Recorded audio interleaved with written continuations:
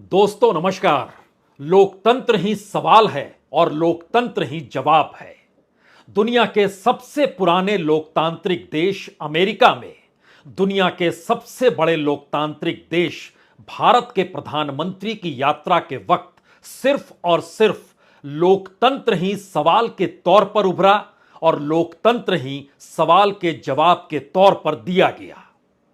9 बरस में पहली बार प्रधानमंत्री से सीधा सवाल किसी पत्रकार ने पूछा तो लोकतंत्र का कटघरा था और उसके भीतर प्रधानमंत्री नरेंद्र मोदी खड़े थे और नरेंद्र मोदी ने भी जवाब लोकतंत्र के आश्रय ही दिया। और इतना ही नहीं, संसद के भीतर कांग्रेस के संयुक्त अधिवेशन को संबोधित करते हुए मदर ऑफ डेमोक्रेसी यानी भारत के लोकतंत्र का पाठ भी बाखूबी उन्होंने खूब पढ़ाया। महात्मा गांधी को याद किया तो साथ में मार्टिन लूथर किंग भी याद आए और पूरा सदन खड़ा हो गया, तालियों से गूंज होने लगी। लेकिन दृश्य कुछ और था जिस वक्त प्रधानमंत्री नरेंद्र मोदी संसद के भीतर घुसे, कैपिटल हिल, और संसद के भीतर प्रधानमंत्री के जैसे ही कदम पड़े वैसे ही चारों तरफ से एक ही गूंज थी जो भारत की संसद के भीतर गाहे बगाहे मोदी मोदी के नारे से सुनाई देती है। वही स्थिति दर्शक दीर्घा से अमेरिकी पार्लियामेंट के भीतर गूंज रही थी और यह अचंभित करने वाला दृश्य था। उस आवाज को एक क्षण के लिए आप जरा सुनिए, उसके बाद लोकतंत्र के असल पाठ पर आएंगे।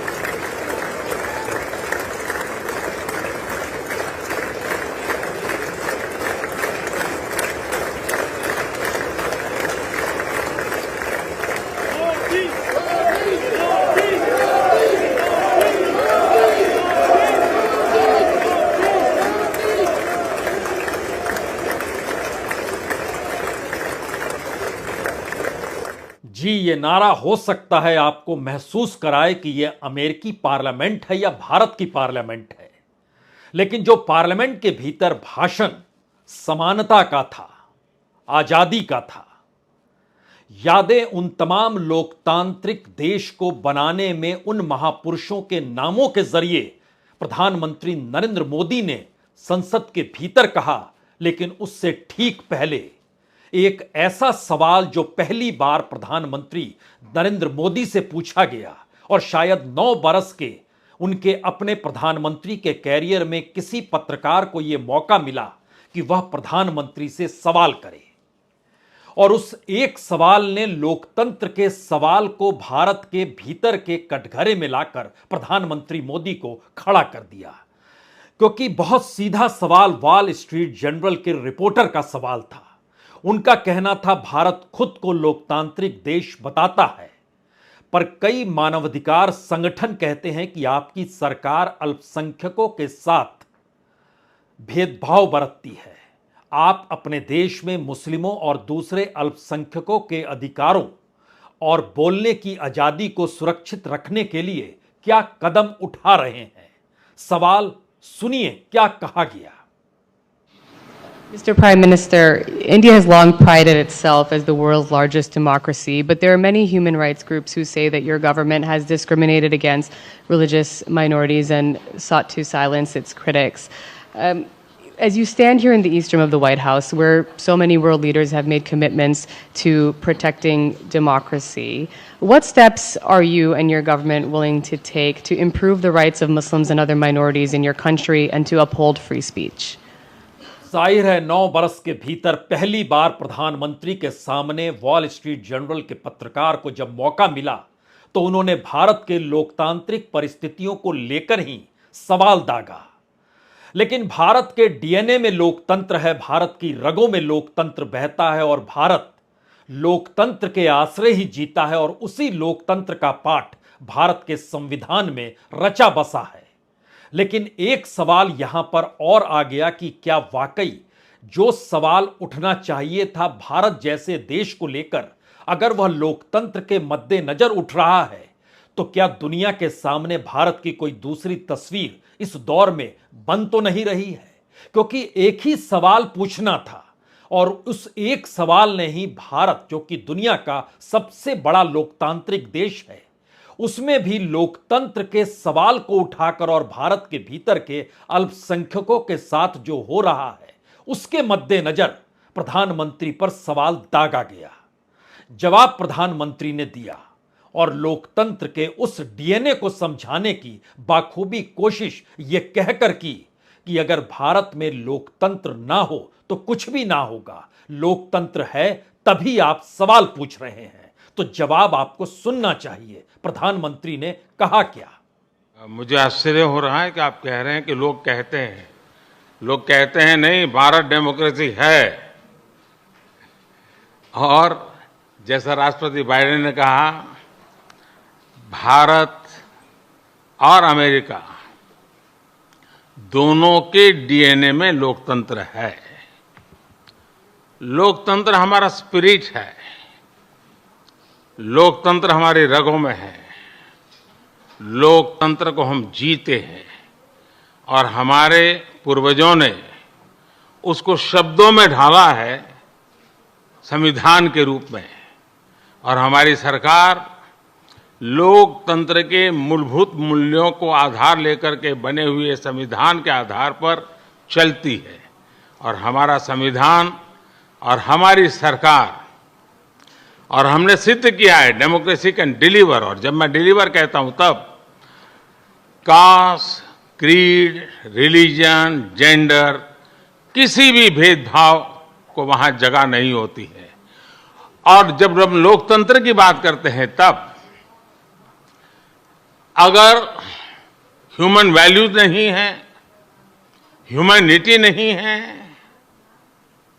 ह्यूमन राइट्स नहीं है, फिर तो वो डेमोक्रेसी है ही नहीं। और इसलिए जब आप डेमोक्रेसी कहते हैं, जब डेमोक्रेसी को स्वीकार करते हैं और जब हम डेमोक्रेसी को लेकर के जीते हैं, तब डिस्क्रिमिनेशन का कोई सवाल ही नहीं उठता है। और इसलिए भारत सबका साथ, सबका विकास, सबका विश्वास, सबका प्रयास, उन मूलभूत सिद्धांतों को लेकर के, और इसलिए हम चलते हैं। भारत में सरकार के जो बेनिफिट्स हैं वो एक्सेस टू ऑल है, जो भी उसके हकदार हैं उन सबको मिलते हैं।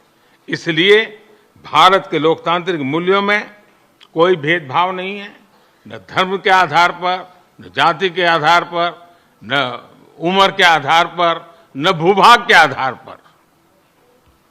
तो जवाब लोकतंत्र को लेकर ही दिया गया और शायद इससे बेहतर कोई जवाब हो नहीं सकता है। लेकिन सवाल तो उससे कहीं ज्यादा बड़ा है कि भारत के भीतर की परिस्थितियों को लेकर अंतर्राष्ट्रीय मंचों पर, अंतर्राष्ट्रीय मीडिया में जो सवाल खड़े हो रहे हैं वो भारत के लोकतांत्रिक परिस्थितियों को रूबरू कराते हैं। और शायद इसीलिए पहली बार, इससे पहले भी भारत के कई प्रधानमंत्रियों से कई मौकों पर कई पत्रकारों ने सवाल किए हैं, लेकिन भारत के लोकतांत्रिक परिस्थितियों के मद्देनजर इससे पहले कभी कोई सवाल हुआ नहीं था।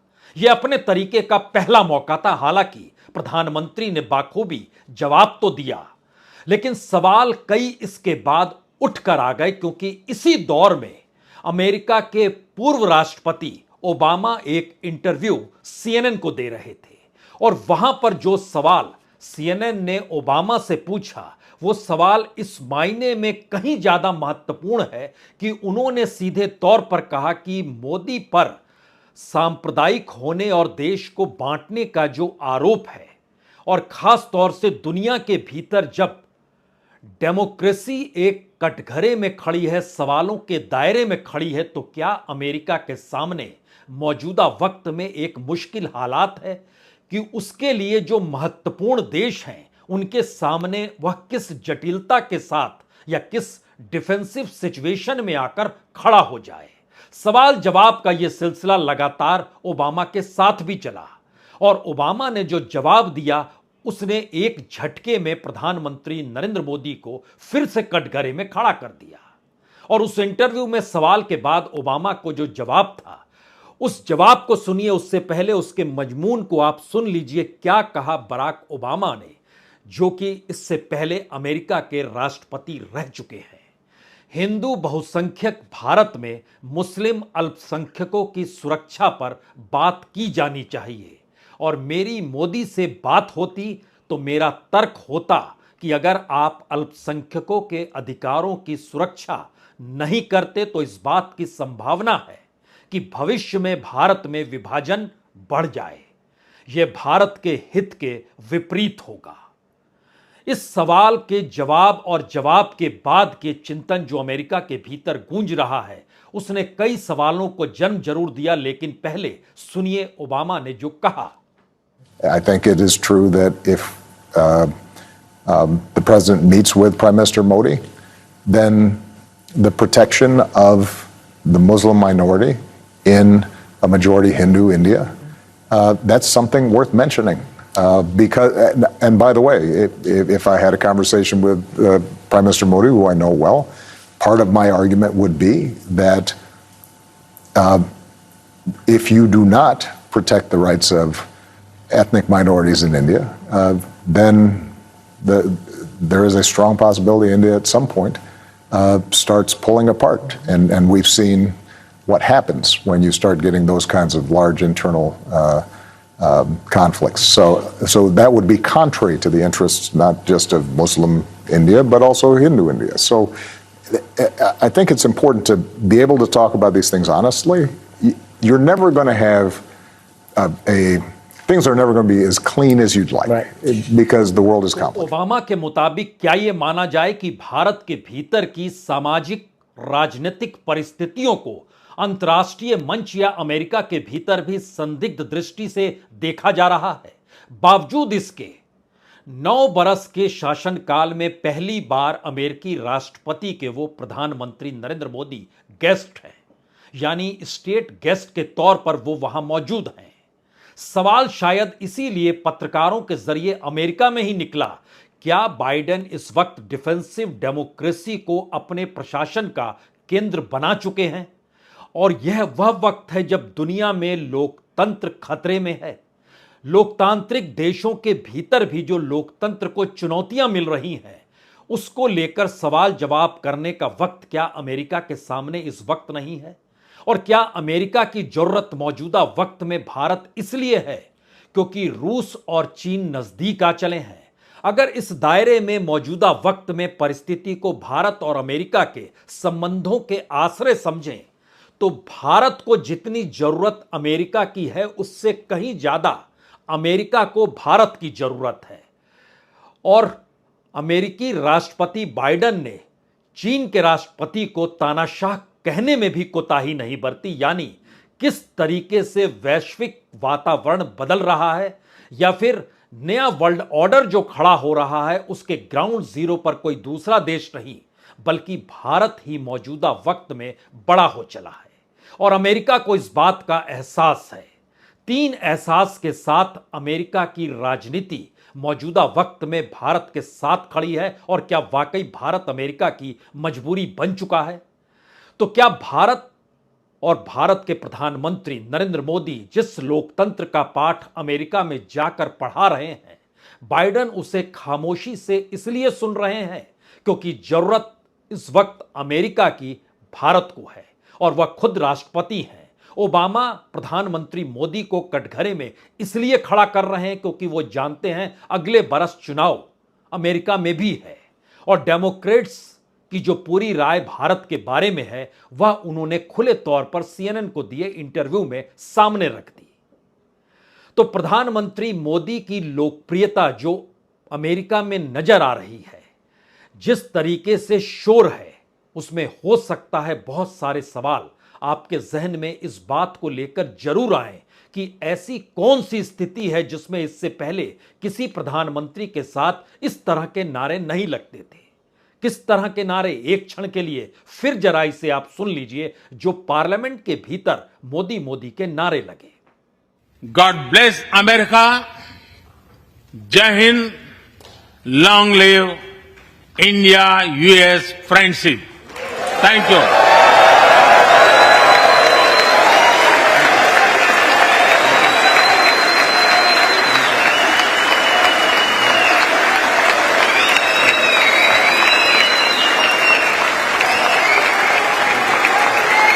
तो क्या प्रधानमंत्री नरेंद्र मोदी की इस लोकप्रियता के पीछे अमेरिकी राजनीति का वह हिस्सा भी है जिसमें एक वक्त प्रधानमंत्री मोदी ट्रंप के साथ खड़े नजर आ रहे थे?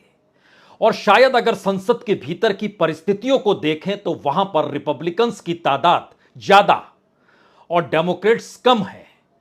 और अमेरिकन राजनीति के भीतर भारत की जरूरत कितनी ज्यादा है, ये डेमोक्रेट्स भी समझते हैं और रिपब्लिकन्स भी समझते हैं। और मौजूदा वक्त में भारत के भीतर नरेंद्र मोदी का एक छत्र राज्य है। एक छत्र राज्य का मतलब यह है कि जिन परिस्थितियों के साथ जो सवाल अंतर्राष्ट्रीय मंच पर उठ रहे हैं और अंतर्राष्ट्रीय तौर पर भारत इस वक्त जिस कूटनीति के साथ चल रहा है, उसके सामने ना तो नाटो टिक पा रहे हैं, ना अमेरिका टिक पा रहा है और ना ही चीन कुछ बहुत ज्यादा बोल पाने की स्थिति में है। रशिया के साथ प्रगाढ़ संबंध भारत के आज के नहीं, बहुत पुराने हैं। चीन के साथ कटुता कोई आज की नहीं है, बहुत पुरानी है। अमेरिका के साथ कटुता और यारी इस दौर में लगातार चलती रही है, लेकिन पहली बार भारत के विदेश मंत्री जब दुनिया भर में घूमते हुए इस बात का एहसास समूची दुनिया को करा रहे हैं कि भारत पहले अपनी घरेलू जरूरतों को देखेगा। अगर रूस से तेल खरीदा जा रहा है और भारत में रिफाइन करके वह तेल यूरोप को बेचा जा रहा है तो यह भारत की जरूरत है। अंतर्राष्ट्रीय तौर पर अमेरिका अगर यह सोचता है कि नाटो सरीखे देशों की कतार में भारत खड़ा हो जाए, तो इस वक्त नरेंद्र मोदी हो या भारत के विदेश मंत्री हो, दोनों ने जतला दिया भारत अपनी जरूरतों के साथ अपनी जगह पर दुनिया के सबसे बड़े लोकतांत्रिक देश के तौर पर नहीं, बल्कि बड़ी इकोनॉमी के साथ खड़ा है। और इसीलिए संसद में भाषण देते वक्त प्रधानमंत्री ने इसका एहसास समूचे अमेरिका को कराना चाहा कि अगर भारत का प्रोग्रेस होगा, भारत का ग्रोथ होगा, तो दुनिया का ग्रोथ होगा। क्योंकि भारत की जनसंख्या जिस तादाद में है उसमें भारत का ग्रोथ दुनिया के लिए फायदेमंद है और मौजूदा वक्त में दुनिया की 5वीं बड़ी इकोनॉमी है, लेकिन वादा उन्होंने कहा जल्द ही हम 3री बड़ी इकोनॉमी हो जाएंगे। तो क्या अमेरिका भारत में किसी बाजार को देख रहा है? कूटनीति के लिहाज से इस पूरे क्षेत्र में जहां एक तरफ रशिया है, पाकिस्तान है, चीन है, अफगानिस्तान है, उस बीच में भारत ही एकमात्र उसे अपने सहयोगी या दोस्त के तौर पर नजर आ रहा है। क्योंकि संबंध आर्थिक तौर पर भी इस यात्रा के दौर में बढ़े हैं, समझौते भी हुए हैं और पहली बार जिन समझौतों की दिशा में दोनों देशों ने कदम बढ़ाया है उसमें अमेरिका के GE एरोस्पेस और हिंदुस्तान एरोनॉटिक्स लिमिटेड के साथ जो फाइटर प्लेन में F414 के इंजन को बनाने का कार्य है। अगर उस दृष्टि से देखना शुरू करें तो कई बिलियन भारत के कॉरपोरेट अमेरिका में लगाएंगे। अमेरिका भारतीयों को राहत और रियायत देने के लिए वीजा कार्यक्रम ढीला करेगा और इन दोनों परिस्थिति में अमेरिका के सामने 3 मुश्किल खड़ी है, लेकिन भारत के सामने इस वक्त 2 ही मुश्किल है। एक मुश्किल यह है कि अगर रशिया के साथ यूक्रेन का युद्ध खत्म हो जाए तो तेल की कीमत अंतर्राष्ट्रीय बाजार में जो होगी, अगर उसी कीमत में लेना पड़ेगा तो भारत के भीतर की इकोनॉमी और डगमगाने लगेगी। दूसरा सवाल है जो अंतर्राष्ट्रीय बाजार और व्यापार में $128 बिलियन का व्यापार लगभग अमेरिका के साथ जो भारत का चल रहा है वह एक लिहाज से एक नंबर पर है। और इस दौर में चीन के साथ अगर व्यापार कम करना है तो भारत को आर्थिक मदद अमेरिका और शायद इस दौर में दुनिया भर के उनके साथ खड़े देशों के जरिए भारत के भीतर पैसा डालने को लेकर है, जिसको हम कहें कि डायरेक्ट FDI के तौर पर यहां पर पैसा आना चाहिए।